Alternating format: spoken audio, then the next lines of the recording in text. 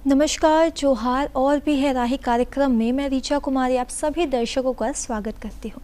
इस कार्यक्रम में हम अलग अलग विषयों एवं उनसे रिलेटेड करियर अपॉर्चुनिटीज़ के ऊपर बातचीत करते हैं और आज का हमारा विषय है मार्केटिंग मैनेजमेंट में करियर की संभावनाएं। और इस विषय पे हमसे बातचीत करने के लिए स्टूडियो में आज के एक्सपर्ट हैं विकास कुमार जैन, जो कि असिस्टेंट प्रोफेसर के पद पर कार्यरत हैं।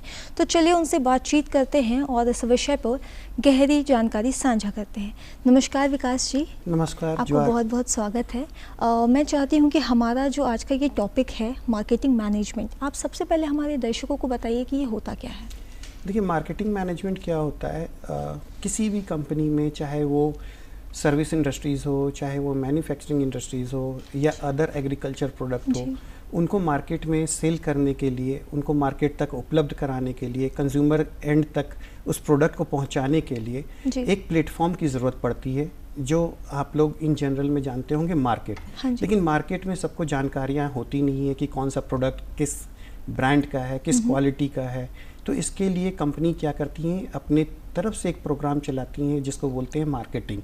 इस मार्केटिंग में बहुत सारे ब्रांचेज होते हैं।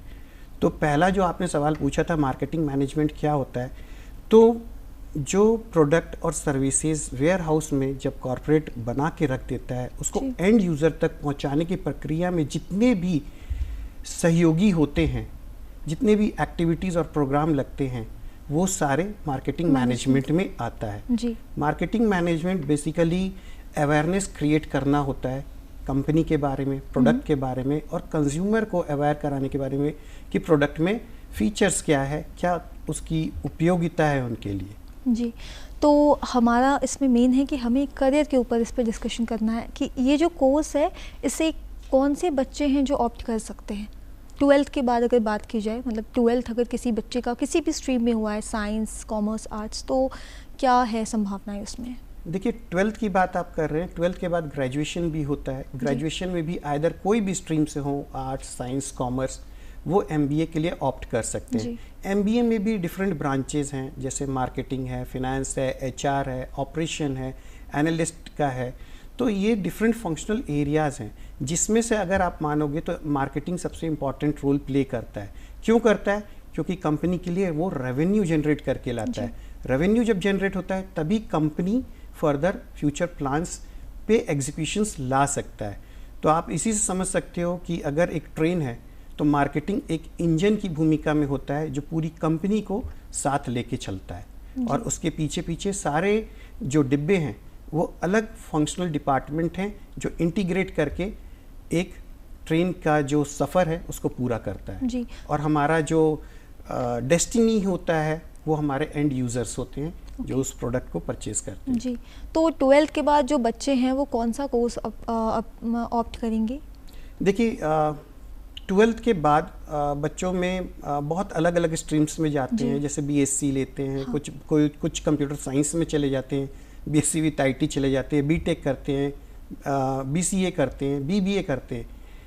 इर्रेस्पेक्टिव ऑफ एनी स्पेशलाइजेशन, जो भी उनका फील्ड है, तो वो MBA में भी उनके पास इस सारे जो उनके पास ब्रांचेस ग्रेजुएशन लेवल पे भी अवेलेबल थे, इनके भी फंक्शनल कोर्सेज अवेलेबल हैं।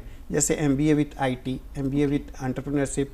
अगर स्पेसिफिक मार्केटिंग के लिए बात किया जाए तो मार्केटिंग में भी डिफरेंट कोर्सेज अवेलेबल हैं, जैसे brand management, green marketing, digital marketing, supply chain management, affiliated marketing. इसके भी डिफरेंट कोर्स और सर्टिफिकेट कोर्स दोनों अवेलेबल। मतलब मार्केटिंग मैनेजमेंट के अंडर बहुत सारे कोर्सेज, बहुत सारे आप इस कोर्सेज को डिफाइन कर सकते हैं हमारे? हाँ, बिल्कुल।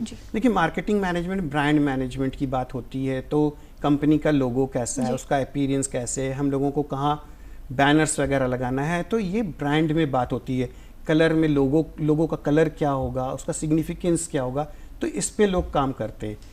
अपार्ट फ्रॉम दिस ब्रांड, और ब्रांड की जब बात होती है तो इसमें आपने देखा होगा बहुत कंपनीज डैंगलर्स लगाते हैं, कैनोपीज लगाते हैं। तो वो किस जगह उसको डिस्प्ले करें कि वो ऑब्जर्व हो कंज्यूमर पॉइंट ऑफ व्यू से, और क्या मैसेज वो दे रहा है।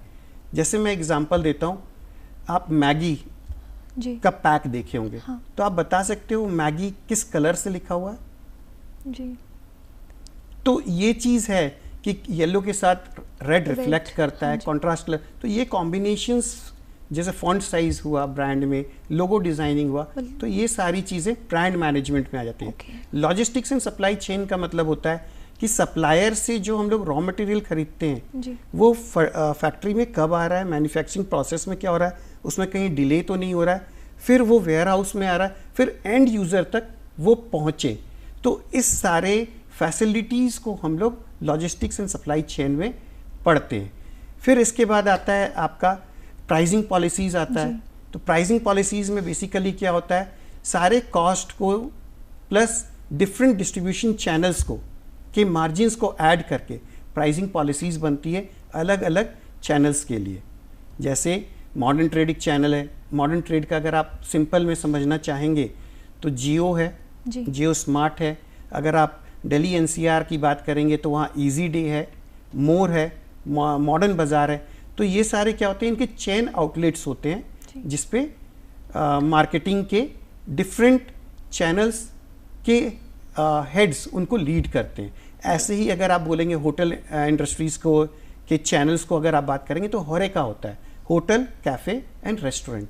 तो इसी तरीके से होता है मार्केटिंग में भी डिफरेंट फॉर्मेट्स हैं, जैसे बल्क सेलिंग होता है, इंपोर्ट एक्सपोर्ट होता है, तो ये भी अलग अलग कोर्सेज हैं। तो इसमें बच्चों का जो स्टूडेंट्स हैं जो कैरियर बनाना चाहते हैं, मार्केटिंग वही ऑप्ट करें जिनको ट्रैवलिंग पसंद है, इंटरेक्टिव हैं, क्रिएटिव हैं और जिनके पास सॉल्यूशंस हैं और सॉल्यूशंस अल्टरनेटिव्स के साथ हों, बैकअप्स के साथ हों, तो वो मार्केट में बहुत अच्छे से एक्सेल कर सकते हैं। तो मतलब ये स्किल्स हैं जो एक स्टूडेंट में होनी बहुत ज़रूरी है। अगर कम्युनिकेशन स्किल्स, पोलाइटनेस, ऐसा भी होता है कभी कभी क्या होता है कि प्रोडक्ट स्पीच ही नहीं आता है, पिच करने ही नहीं आता कि सेल्स पिच कैसे करें, तो उसमें क्या होता है कभी कभी कस्टमर्स कन्विंस नहीं हो पाता है। तो आपको ये ध्यान देना पड़ेगा पर्टिकुलरली कि आपका कम्युनिकेशन, आपके प्रोडक्ट नॉलेज जो है, प्रोडक्ट के फीचर्स और कस्टमर के रिक्वायरमेंट से मीट करे, तभी आप उसको सेल आउट कर पाएंगे। क्योंकि मार्केटिंग में एक कहावत भी है कि मार्केटिंग वो चीज़ है जो गंजे को भी कंघी बेच दे।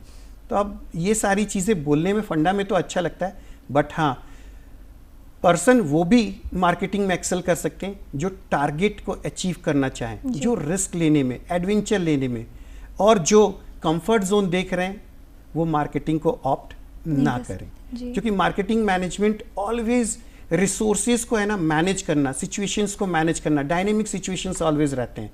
क्योंकि कॉन्सेप्ट तो आपको कोर्सेज में पढ़ा दिए जाएंगे, बट रियल टाइम इम्प्लीमेंटेशन बहुत इम्पॉर्टेंट हो जाता है। जी, तो मतलब एक skill management is very important, बहुत इम्पॉर्टेंट। जी।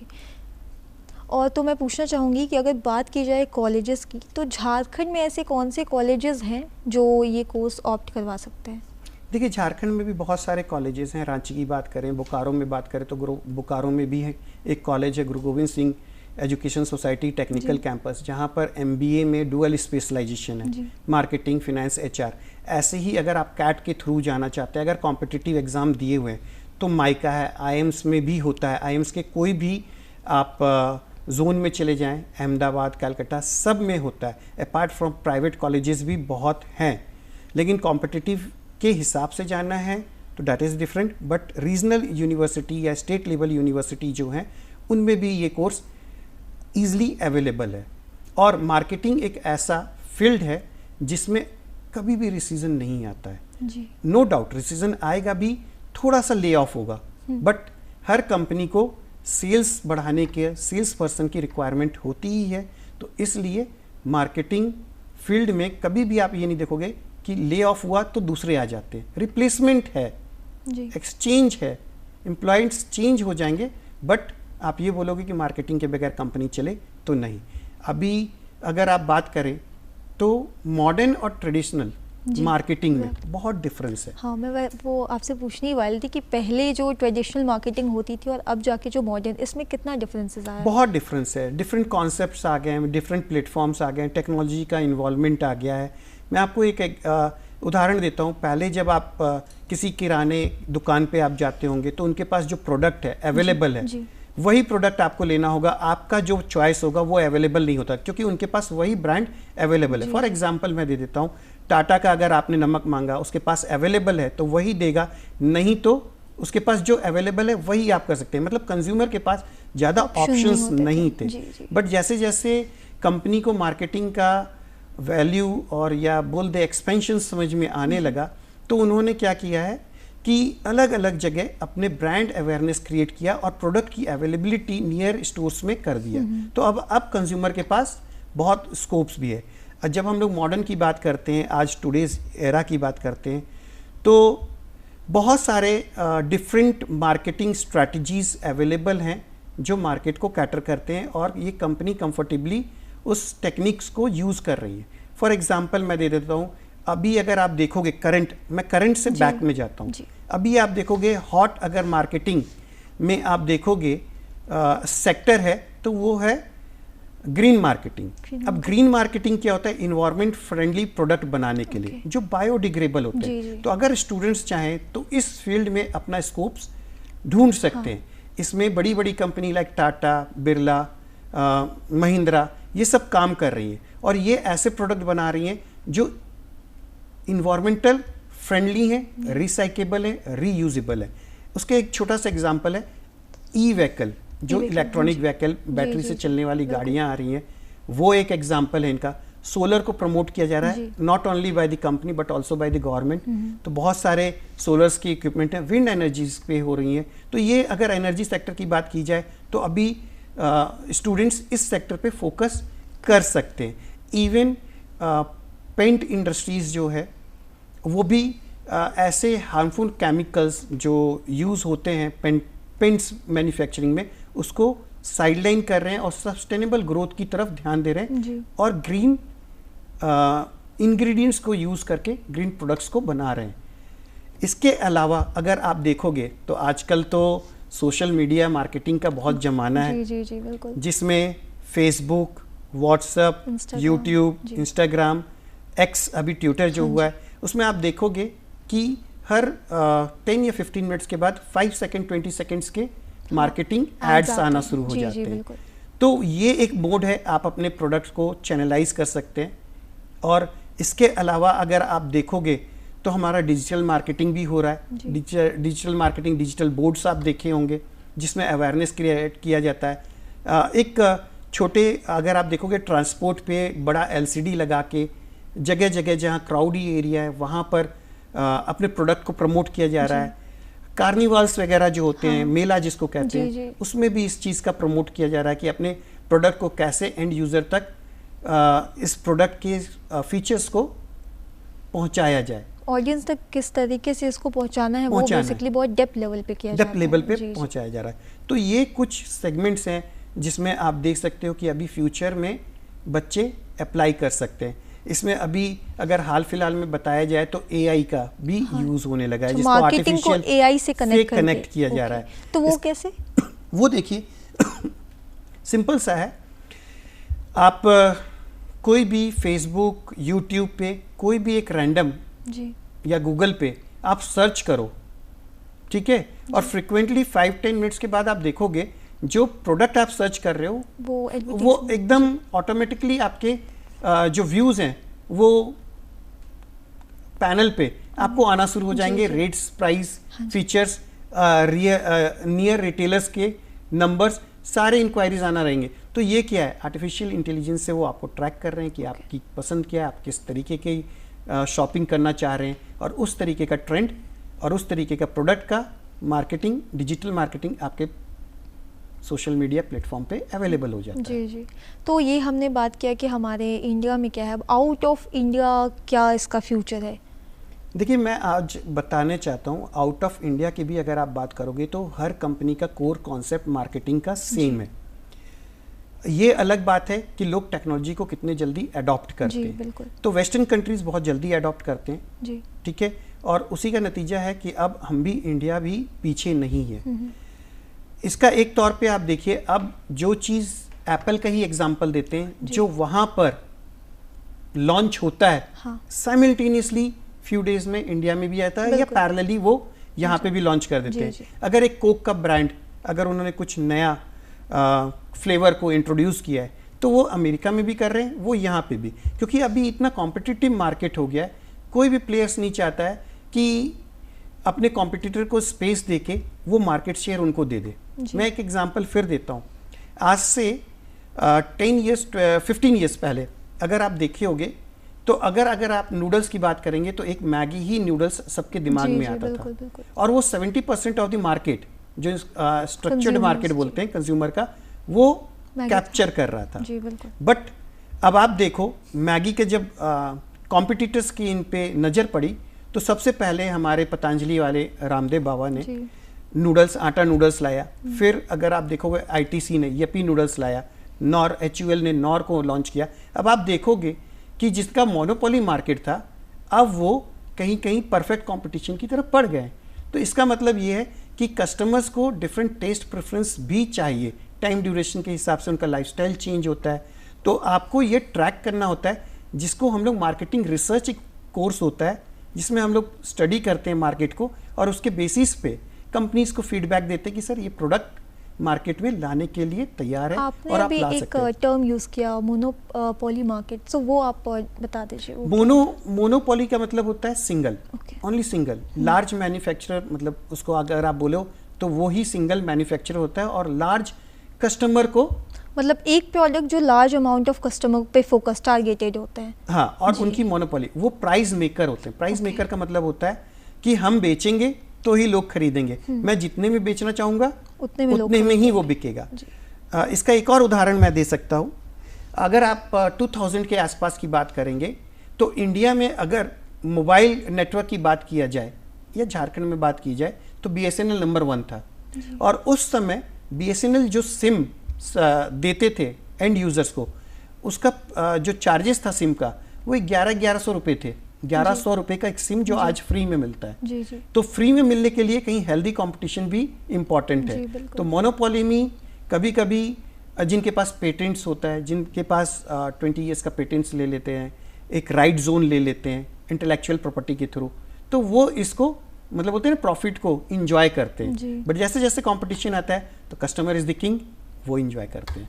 तो हमारे पास स्कोप्स बहुत हैं। स्टूडेंट्स को ऑलवेज मार्केट ट्रेंड के हिसाब से सेक्टर को डिसाइड करना चाहिए, किस कंपनी में जाएं किस में नहीं जाएं। जी, तो जैसा कि आपने बताया कि इतने डेप्थ लेवल पे आपने बताया, मैं चाहती हूँ कि जो स्टूडेंट्स हैं वो एडमिशन वगैरह लेने से पहले ये भी चेक करते हैं कि कॉलेज की रेटिंग्स क्या है, फ़ीस स्ट्रक्चर्स वगैरह भी देखे जाते हैं। तो फ़ीस स्ट्रक्चर क्या होते हैं इस पर्टिकुलर कोर्स के लिए?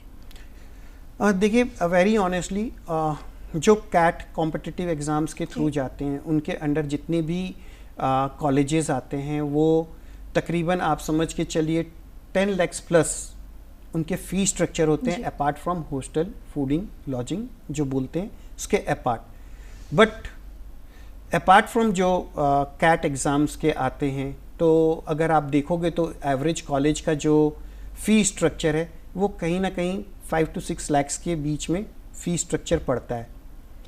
मेन मोटिव ये नहीं होता है कि कॉलेज कैसा है जी, मेन मोटिव होता है कि स्टूडेंट कैसा है। जी बिल्कुल, बट स्टूडेंट्स के दिमाग में ये हमेशा होता है कि नहीं कॉलेज अच्छा होना चाहिए, उसके अकॉर्डिंग ही हम लेंगे, सो दैट करियर प्रेफरेंस को देखते हुए ऐसा करते हैं। आजकल का ट्रेंड में अगर आप देखोगे तो स्टूडेंट बहुत चूजी हो गए जी, और कॉलेज के बेसिस पे अपने आप को अपग्रेड कर रहे हैं। एग्जैक्टली जी, जबकि ये रॉन्ग ट्रेंड है।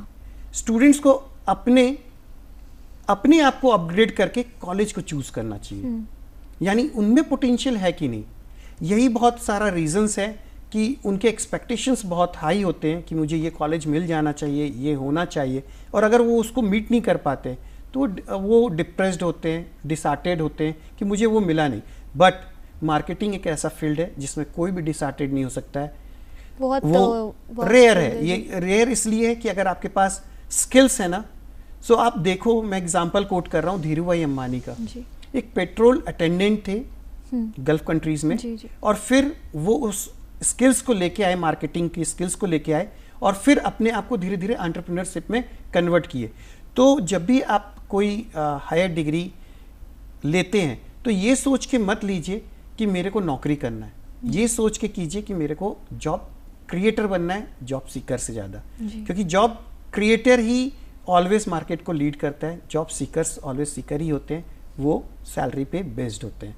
तो ये भी जब भी कोई स्टूडेंट्स ऑप्ट करते हैं तो उनमें ये कॉन्फिडेंस लेवल होना चाहिए कि मैं बीइंग अ फ्रेशर एक बड़ी एमएनसी को ज्वाइन करूं जिसमें सेटेड पैरामीटर्स स्ट्रक्चर को मैं समझ लूं कि वर्किंग पैटर्न्स कैसा होता है, कॉर्पोरेट कल्चर क्या होता है, क्या प्रोटोकॉल्स मेरे को मेंटेन करना चाहिए, और फिर उनको अपना खुद का बिजनेस भी सेटअप करना चाहिए। कॉर्पोरेट में आने का और बिजनेस स्ट्रेटजी सीखने का सही मतलब यही होता है। जी, थ्योरेटिकल नॉलेज और जो प्रैक्टिकल होता है वो दोनों काफ़ी डिफरेंट होता है। कॉलेज में जो अक्सर पढ़ाए जाते हैं वो एक्चुअली में जब कॉर्पोरेट सेक्टर में आप जाएंगे तो वो चीज़ें उस लेवल की नहीं दिखती, वो लगता है वो सिर्फ एक बुकिश ही रह गया है। तो ऐसे कौन से स्किल्स हैं जिसको एक स्टूडेंट को बिल्कुल उसमें मास्टर कर लेना चाहिए रिगार्डिंग वो, अगर आपका कंप्यूटर से भी रिलेटेड होते हैं बिकॉज एक्सेल एंड, तो ये आप थोड़ा डिफाइन कर दीजिए। मैं बताता हूँ, कोई भी बुक्स जो है रियल लाइफ में आपको कॉन्सेप्ट ही प्रोवाइड कर सकता है। जब आप वर्किंग रियल टाइम में वर्क करते हो तो आपका sense of humour, common sense, creativity, presence कैसा है करंट सिचुएशन में, डायनेमिक में कैसा है, तो जस्ट इन टाइम, मतलब होता है ना कि आइडिया सबके दिमाग में है लेकिन फर्स्ट जिसने इम्प्लीमेंट कर दिया वही नंबर 1 कहलाता है। तो इसमें भी सेम सिचुएशन यही होता है। अगर आपने उस अपॉर्चुनिटी को, उस कॉन्सेप्ट को राइट टाइम पे, राइट प्लेस पे और राइट सिचुएशंस में इम्प्लीमेंट नहीं किया तो वो जो आपका बिजनेस है, चाहे आप बोलेंगे क्लाइंट है, वो आपके हाथ से निकल जाएगा। तो स्किल्स क्या क्या होने चाहिए? आपको प्रोडक्ट डेप्थ तो ज़रूर होना चाहिए, आपकी भाषा शैली पे यानी कम्युनिकेशन स्किल्स पे कमांड होना चाहिए, आपकी कन्विंसिंग पावर बहुत अच्छी होनी चाहिए जिसको आप कस्टमर के need and want say relate कर पाए। ऐसा भी नहीं है कि उसको ज़रूरत नहीं है और आप उनको समझाते ही जा रहे हैं क्योंकि आप बहुत अच्छा प्रवक्ता हैं या बहुत अच्छा सेल्स पीस देते हैं, तो भी कस्टमर नहीं बनता है। और कभी कभी क्या होती है, आपकी छोटी सी व्यवहारिकता, बिहेवियर जिसको बोलते हैं कॉर्पोरेट बिहेवियर या कंज्यूमर बिहेवियर, अगर आप ले लें तो उससे ही आप किसी भी डील को क्लोज कर सकते हैं। तो बॉडी लैंग्वेज ऑब्वियस सी बात है, communication skills, your personality, your knowledge, ये सारे के इंटीग्रेशन ही आपको रिजल्ट आउटपुट में कन्वर्ट करते हैं। बात की जाए अगर लैंग्वेज की, तो क्या पर्टिकुलरली इसमें इंग्लिश लैंग्वेज ज़्यादा महत्वता रखता है? नहीं, देखिए इंग्लिश, ये सब लोगों की धारणा है कि इंग्लिश होगा ही तो ही वो एक्सेल कर पाएंगे, तो ये गलत प्रथा है और गलत धारणा है लोगों में। कम्युनिकेशन, अगर मैं बता रहा हूँ कि अगर मान लीजिए आपको जू में जॉब लग गया जी, सपोज अच्छे सीनियर पे, और आपको जानवरों को डील करना है, तो मान लीजिए आपको एक दिन उनको फीड ही कराना है, फूडिंग ही देना है, और आपके सामने शेर खड़ा है जी, ठीक है, and you are very good in English, तो वो शेर क्या आपको समझेगा? बिल्कुल नहीं। तो आपको क्या होगा? साइन लैंग्वेज का भी यूज़ करना होगा। exactly. तो आपके कस्टमर्स किसी भी फॉर्म में आ सकते हैं। लैंग्वेज कभी बैरियर नहीं होता है, कम्युनिकेशन बैरियर होता है। मैंने कम्युनिकेट शेर से इशारों में कर लिया, डंडे से डरा दिया, तो वो क्या हुआ? कम्युनिकेशन बैरियर नहीं है, मैंने उसको भगा दिया बाय स्टिक, फायर, जो भी था। लेकिन अगर मैं उसके सामने इंग्लिश बोलने लगा तो वो तो मुझे ही खा जाएगा जी। तो कम्युनिकेशन को कभी बैरियर नहीं मानना चाहिए। जैसा हो आप परमिशन ले लो, इफ़ अगर इंग्लिश पर्सन है, अगर आप उन्हीं को पिच कर रहे हो तो उनसे बोलिए कि सर क्या मैं आपको हिंदी में और बेटर समझा सकता हूँ, मैं इसके सारे डायमेंशंस को, डायनेमिक्स को आपको बहुत अच्छे से बता सकता हूँ जो आपकी नीड को फुलफिल कर लेंगे। जी जी। तो इंग्लिश सिर्फ बिजनेस लैंग्वेज ही तक है इंडिया में। आपको मैं एक एग्जांपल देता हूँ। मैं जब एक्सपीरियंस कर रहा था कॉर्पोरेट में, जब वर्क कर रहा था, सो मैं इंपोर्ट एक्सपोर्ट में एक कंपनी में था जिसका ब्रांड था हेलो बासमती राइस। और जब मैं पैडी परचेज करने गया, राइस का जो फसल होता है उसको पैडी बोलते हैं, परचेज करने गया, तो मुझे हरियाणा के एक गांव में भेजा गया। वहाँ पे जब मैं उनके यहाँ गया तो बहुत कई एकड़ों में उनका फसल लगा हुआ था, और वो जो पर्सन थे वो ठेठ हरियाणवी में बोलते थे, ज़मीन में बैठते थे, धोती कुर्ता में थे, और मैं सूट बूट में, टाई में उनसे नेगोशिएशन करने गया। तब मेरा वहाँ पर भ्रम टूटा कि अगर पैसे तो is the different thing, culture is the different thing. अगर आपको कस्टमर से, किसी से डील करना है या किसी सप्लायर से डील करना है, तो जैसा देश वैसा भेष के साथ ही आप ट्रीटमेंट कर सकते हो। और ये मार्केटिंग में अप्लाई होता है कि if you are in Rome, behave like Roman. जी, ये बहुत अच्छा आपने एक एग्जांपल दिया अपना पर्सनल एक्सपीरियंस। तो स्टूडेंट्स के आपने काफ़ी चीज़ें हमारे को क्लियर करी कि चाहे वो फ़ीस स्ट्रक्चर हो, कॉलेजेस हो। अब अगर एक जॉब प्रोफाइल सर्च किया जाए तो ऐसे कौन से जॉब प्रोफाइल्स है जो या तो ग्रेजुएशन लेवल पे या फिर अगर मास्टर्स लेवल पे कोई स्टूडेंट है तो वो उन्हें मिल सकता है? देखिए, मार्केटिंग में जॉब अपॉर्चुनिटी कभी भी समाप्त नहीं होता है, ऑलवेज रहता है। क्योंकि देखिए, ग्रेजुएशन के लेवल पे अगर आप जॉब कर रहे हो तो ईजिली आपको 10 to 15,000 रुपीज़ का पर मंथ का पैकेज कभी भी मिल सकता है। बट ग्रेजुएशन लेवल पे आप रहेंगे तो आपका प्रमोशंस नहीं होता है, बहुत स्लो होता है, और आप समझो कि उसमें पूरी ज़िंदगी खप जाती है, तब जाके आप किसी डिपार्टमेंट के हेड बनते हैं। बट अगर आप वही थोड़ा सा प्रोफेशनल टच ले आते हैं by doing higher studies, MBA वगैरह करके, और अगर MBA के साथ PGDM भी होता है, post graduate diploma in management, तो दोनों इक्विवेलेंट है। अगर आप ये दोनों कोर्स करके आप अपने आप को इन्हांस कर देते हो नॉलेज वाइज, स्किल वाइज, तो आपको जो पैकेज है, इसको आप स्टार्टिंग एवरेज में tyre 2, tyre 3 type of cities की बात कर रहा हूँ, नॉट टायर 1 की, तो उसमें अगर आप देखोगे तो ईजिली 5 लाख से 15 लाख की पैकेज आपको मिल जाता है। ओके, बहुत अच्छा लगा विकास जी आपसे बात करके, और आपने ये जो इतनी गहराई से हमें ये नॉलेज दिया, मुझे लगता है ये हमारे दर्शकों के लिए बहुत लाभदायक रहेगा। तो आपके लिए बहुत बहुत शुक्रिया, आप यहाँ आए और आपने हमें इतनी अच्छी जानकारी दी, इतने डेप्थ लेवल पे। मुझे आशा है कि जो दर्शक ये कार्यक्रम देख रहे हैं, आज जिस टॉपिक पे हमने मार्केटिंग मैनेजमेंट जिस पे हमने डिस्कस किया है, उस पर काफ़ी डेप्थ लेवल में हमने डिस्कस किया और आपको काफ़ी जानकारी मिली होगी। तो मैं मिलूँगी अब आपसे अगले अंक में, मुझे दीजिए इजाज़त। नमस्कार, जोहार।